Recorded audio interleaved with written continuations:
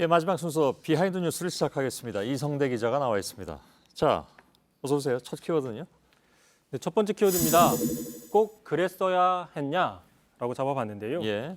새누리당이 국감에 복귀하고 오늘 첫 공식 회의를 열었는데, 자, 먼저 국감 파행에 대해서 사과를 했습니다. 정진석 원내대표가 오늘 집권 여당이 꼭 그런 방식으로 했어야 했느냐라는 국민 지적 겸허하게 수용하겠다고 밝혔습니다. 예. 아무튼 시작은 이렇게 한 모양인데 뭐 이후에 어떻든지 간에 국감을 파행시킨 책임은 인정한 그런 셈이 됐습니다. 당내 비박계에서 특히 이제 뭐 명분도 못 살리고 실리도 못 찾았다 이렇게 비판을 많이 하고 있죠. 그런데 또 하지만 오히려 반대로 성과가 많았다는 목소리도 나옵니다. 예. 특히 요즘에 흥행하고 있는 영화랑 비교해서 이렇게 얘기하고 있는 경우도 있는데요. 자, 직접 한번 들어보시죠. 예. 영화 요새 밀정에 마지막 장면을 보면 어일단이 계속적으로 독립을 위해서 투쟁을 합니다. 실패를 해도 앞으로 나아가야 합니다. 실패가 쌓여서 더 높이로 갈 수 있고 그래서 결국 독립을 쟁취할 수 있습니다.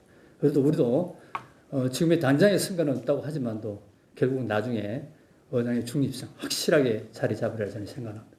예. 그러니까 국감 보이콧한 거를 갖다가 의열단의 독립 운동하고 이렇게 같이 맞물려서 얘기한 거네요. 뭐 그렇게 지금 해석이 되고 있는데요. 예. 그러니까 무슨 말을 하고 싶어 해서 저런 얘기를 했다, 뭐 그런 의도는 좀 알겠지만 꼭 그렇게 말을 했어야 됐느냐, 비유가 부적절했다는 지적이 있습니다. 예. 만약에 새누리당이 의열단이면 정세균 국회의장이 그러면 일제인 거냐라는 반문이 나올 수 있는 거고요. 예.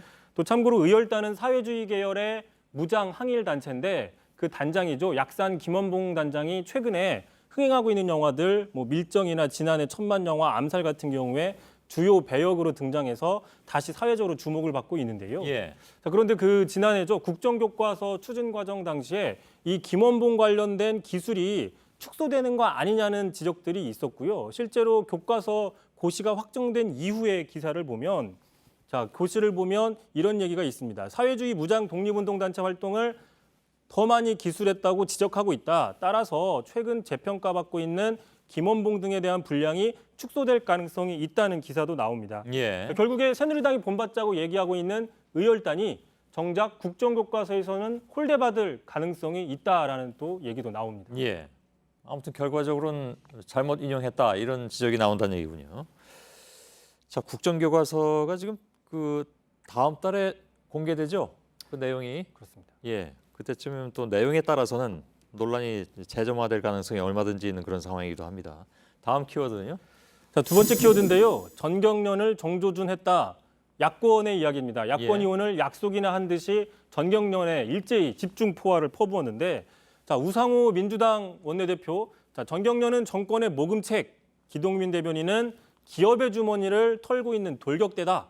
자, 국민의당에선 전경련은 경제단체가 아니라 정치단체다. 해체하라라고 요구를 하고 있습니다. 예. 미르 재단이나 K스포츠 재단 의혹이 커진 것은 전경련 책임이 크다. 뭐 이런 주장인 것 같은데 그동안에 사실 여러 번 그 정치적 논란에 휘말려 온 건 맞습니다.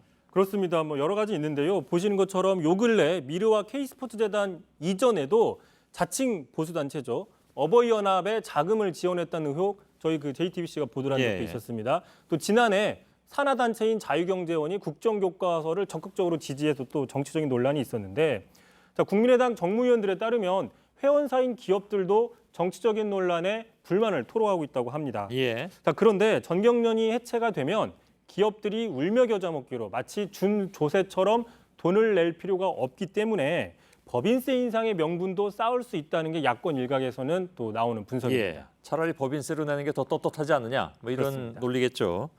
법인세 인상은 지금 연말국회가 다루게 돼 있는데 이게 굉장히 뜨거운 쟁점이 될 가능성이 아니라 되죠. 뜨거운 쟁점이. 그래서 관심이 더 커질 수도 있겠습니다. 다음 키워드, 마지막 키워드는요? 자, 마지막 키워드인데요. 자, 삼성동으로 간다. 오늘 그 청와대에서는요, 박 대통령이 퇴임 이후에 삼성동 기존 사저로 되돌아가고 현재 경호 등을 놓고 유관기관과 협의를 진행 중이라고 발표를 했습니다. 예. 자, 대통령의 사저 관련해서 공식 발표는 이번이 처음입니다. 예. 그 좀 갑작스럽다고 느낄 수도 있는데 왜 이런 얘기가 나왔습니까? 왜 그러냐면 앞서서 오늘 박지원 국민의당 비대위원장이 법사위 국감에서 청와대 문고리 3인방으로 알려진 그중에 한 명인 이재만 총무비서관이 국정원에 지시해서 대통령 퇴임 후에 사용할 사저를 준비하라고 시켰다. 폭로를 했기 때문인데요. 왜 국정원을 동원해서 비밀리에 이런 작업들을 하고 있느냐고 의혹을 제기한 건데 예. 자, 특히나 국민의당이 쫓는 걸 알고 국정원 직원을 내근직으로 좌천시켰다고도 폭로를 했습니다. 예. 자, 그러니까 청와대가 이 폭로를 보고 약 2시간 반 만에 저런 식으로 공식 발표를 한 예. 겁니다. 삼성도로 가는데 왜 이런 얘기를 하느냐? 그렇습니다. 예.